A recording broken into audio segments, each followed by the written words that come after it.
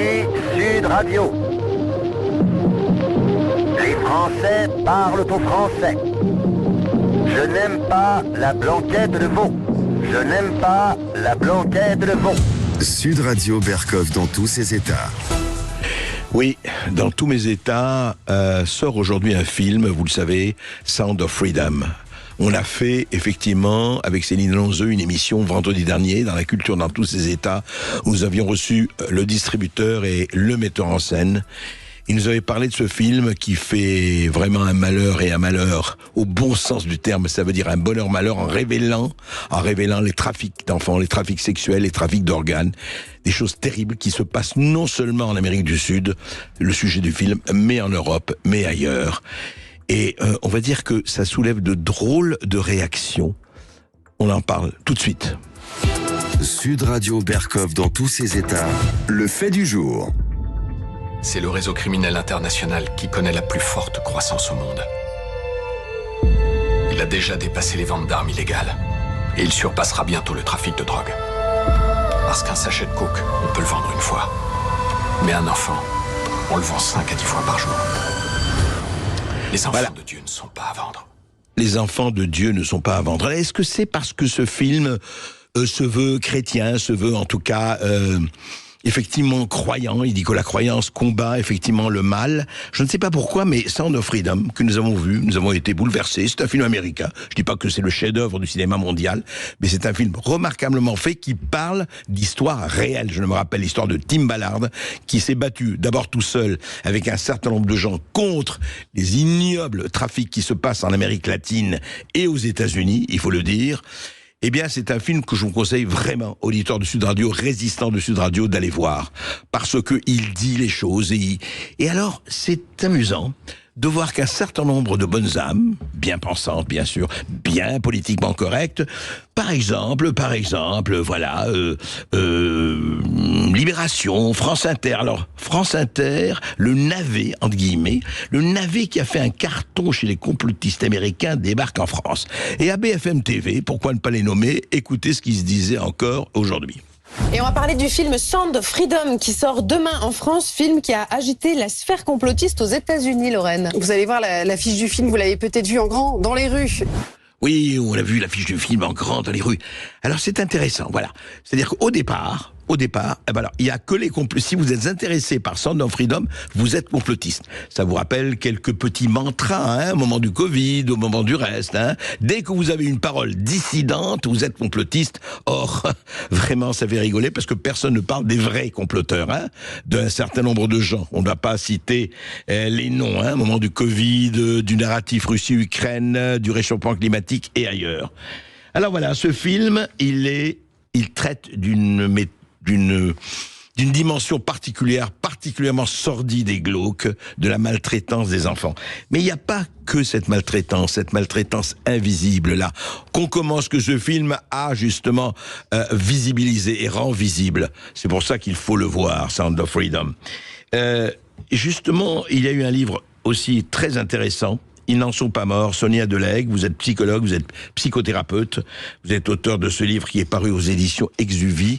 Alors, cette maltraitance des enfants, on sait que ça n'existe pas depuis hier, mais on sait que on en parle, oui, maintenant, effectivement, il y a beaucoup de choses, des lois qui ont commencé à apparaître, c'est vrai qu'il y a des progrès, mais encore, quand on voit les chiffres de l'OMS, près de 3 enfants sur 4, 300 millions, l'Organisation mondiale de la santé, âgés de 2 à 4 ans, 300 millions d'enfants subissent régulièrement des châtiments corporels et ou des violences psychologiques de la part de leurs parents et des personnes qui s'occupent d'eux. Une femme sur 5 et un homme sur 13 disent avoir subi des violences sexuelles dans leur enfance entre 0 et 17 ans. 120 millions de filles et de jeunes femmes de moins de 20 ans ont subi une forme ou une autre de contact sexuel forcé. Alors cette maltraitance invisible que vous traitez, vous, dans votre livre, Sonia Delahaye, c'est quoi exactement ? C'est quelque chose qui est presque une dimension de la vie ? Oui, alors bonjour André. Donc moi je me suis beaucoup intéressée à la manière dont on traite les enfants, déjà avant la période Covid, et puis beaucoup pendant la période Covid, puisque j'étais très surprise de voir qu'on pouvait infliger des tortures aux enfants. PCR plus de 3 fois par semaine, c'est quand même pas rien, même sur des bébés. Et je faisais déjà partie, moi, d'associations qui luttaient contre les violences éducatives lorsque les violences que j'appelle sanitaires sont arrivées sur les enfants. Et j'ai été très étonnée de voir que les associations qui luttaient contre les violences éducatives ne se battaient pas contre ces violences sanitaires pour protéger les enfants. Et finalement, on se rend compte, pareil avec ce film, que l'enfant est vraiment éduqué en tant qu'objet. C'est un objet, en fait. D'ailleurs, on peut manipuler comme on veut, et si on a de mauvaises intentions, voilà. Exactement. Et puis, on peut se demander aussi pourquoi il y a autant d'adultes qui abusent des enfants. Qui leur font du mal, voilà, qui les agressent sexuellement. C'est quand même assez étonnant, tous ces chiffres. On peut y réfléchir en se disant, si on regarde l'histoire des pédocriminels qui ont pu être condamnés, on voit qu'ils n'ont pas forcément tous subi en fait des violences sexuelles. Mais oui, parce qu'on donne souvent ça comme excuse. Ah oui, mais eux aussi, ils ont subi des violences, donc ils les reproduisent. Pas tous. On ne justifie pas, mais on ne condamne pas vraiment. Pas tous. Par contre, ils ont tous été traités comme un objet à un moment donné. C'est-à-dire de la négligence, de la maltraitance, de l'humiliation. L'humiliation peut amener aussi certains adultes à traiter d'autres enfants comme des objets, et notamment comme des objets sexuels. Donc l'intérêt pour moi, c'est de vraiment qu'on puisse se poser sur la notion de maltraitance. Qu'est-ce que la maltraitance ? Puisqu'on a vu pendant la crise Covid, ma réflexion est venue de là, sur le concept de maltraitance invisible, que chaque adulte pouvait mettre le curseur où il souhaitait, en fait, au niveau de la maltraitance. Certains collègues psychologues me disaient « Mais non, Sonia, un PCR ou un masque sur le visage de l'enfant, ce n'est pas de la maltraitance ». Donc les violences éducatives étaient reconnues par les associations qui luttaient contre les violences éducatives. Les violences sanitaires contre les associations étaient reconnues par les associations qui luttaient contre les violences sanitaires, mais certaines associations ne reconnaissaient pas les violences éducatives et les associations qui luttaient contre les violences éducatives ne reconnaissaient pas les violences sanitaires. Vous voulez dire que chacun restait dans son circuit, dans son couloir et voilà, et tout allait bien. Exactement. Et c'est pour ça que les enfants sont traités comme des objets en permanence, c'est que chacun met le curseur où il veut.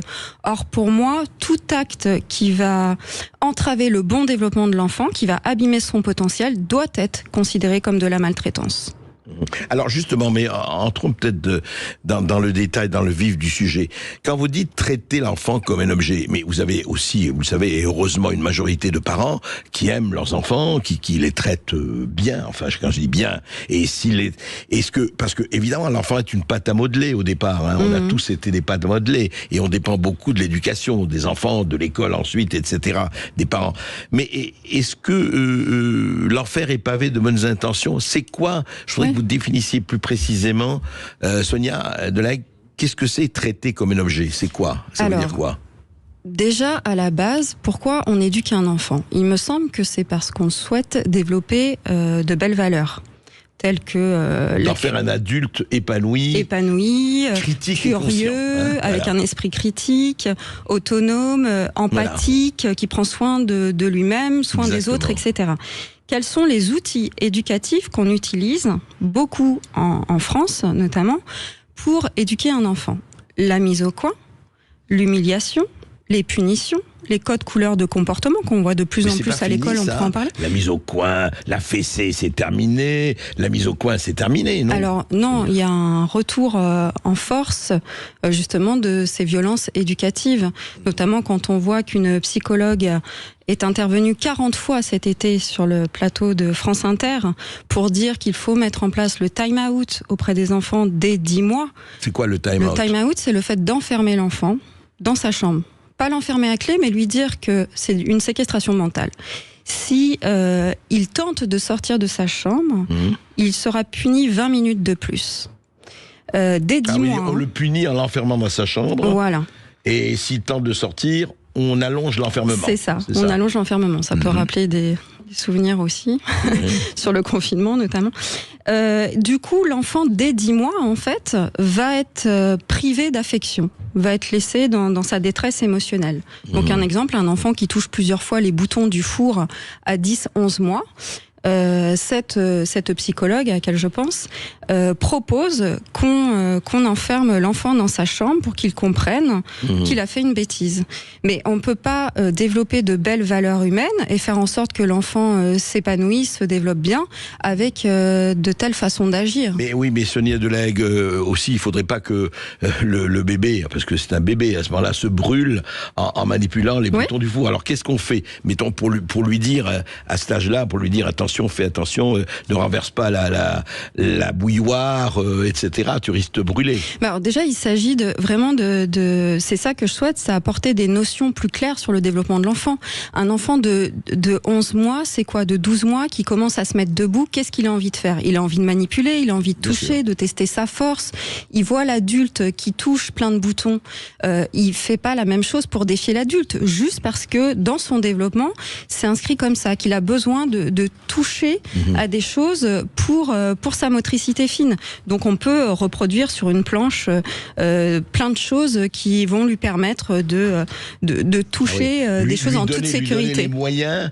Les moyens safe, enfin les moyens non risqués de jouer avec tout ça, quoi. Tout en lui disant voilà, c'est dangereux, etc. Mais il va commencer à l'intégrer progressivement. Mais avant 6 ans, l'enfant n'a pas la notion du danger. Donc se mettre à punir des enfants, c'est les priver vraiment on les empêche de développer leur curiosité. Donc ça, c'est très embêtant. On leur fait du mal. Et à l'école, on voit un retour en force vraiment des codes couleurs de comportement. Donc on va juger un enfant sur son comportement, sur des critères assez flous. Et donc l'enseignant va pouvoir dire à l'enfant, voilà, aujourd'hui, je considère que tu étais dans le rouge, donc tu auras telle punition, telle privation de récréation, etc. Ou alors je te considère plutôt comme étant dans le vert, donc tu as le droit de ne pas faire tes devoirs ce soir. Donc en fait, on mélange tout. Si les devoirs c'est quelque chose d'important, alors il faut les faire. Il faut les faire. Mais si c'est fait pour embêter les enfants, alors on les retire définitivement. Mais on arrête d'utiliser des monnaies d'échange comme ça pour manipuler l'enfant. Et donc ce qui est dangereux, c'est d'élever l'enfant avec des règles de domination. Or, il faut l'élever avec des règles de protection. Pour moi, il y en a essentiellement 5 qui permettent vraiment de protéger l'enfant. Tu as des règles sur les écrans, le temps d'écran, règles sur l'alimentation. On sait que l'alimentation joue sur l'humeur d'un enfant, peut déclencher des colères, etc. Sur l'hygiène, la sécurité physique et le sommeil. Tout ça, souvent, quand on parle de l'enfant roi, on s'aperçoit que toutes ces règles-là ne sont pas posées auprès de l'enfant. Par contre, donc vous êtes bien pour les règles, quand bien même, sûr, mais je suis pour des règles de protection. Et donc, pour qu'on continue à être empathique envers l'enfant. Or, ce qu'on propose maintenant, c'est de dresser l'enfant de plus en plus. Alors qu'on avait beaucoup évolué avec les neurosciences avant la crise Covid. Et on voit depuis la crise Covid le désir de traiter de nouveau l'enfant comme un objet et non pas comme un sujet. Or, c'est là où on va le mettre en danger par rapport aux prédateurs qu'il pourrait rencontrer. Oui, et quel prédateur, justement, quand on rencontre à la lie de l'humanité, et notamment avec les prédateurs sexuels et les trafiquants d'organes, je veux dire, qu'on voit dans Sound of Freedom, justement, et malheureusement qui existe. Sonia Delahaye, on va reparler de ce livre, mais merci déjà pour vos éclaircissements, parce que c'est très important de dire, voilà, on ne veut pas de l'enfant roi, mais on ne veut pas non plus de l'enfant dressé. Mais l'enfant roi n'existe pas, André. L'enfant roi, c'est un enfant qui est négligé, qui n'a pas de règles de protection. D'accord. Alors, ce qui est important, c'est de ne pas chercher à dominer l'enfant. Mais ne pas chercher non plus à lui laisser faire ce qu'il veut. Ah bah non, il faut le sécuriser, il faut le protéger, l'enfant. Mais on n'est pas obligé de lui faire du mal et de le punir. Ça, on est bien d'accord. Voilà. Merci Sonia Delahaye. Je rappelle votre livre « Ils n'en sont pas morts ». Aux éditions Exuvie, effectivement, la maltraitance invisible des enfants. Et encore une fois, Sound of Freedom rend la plus ignoble des maltraitances, elle le rend visible.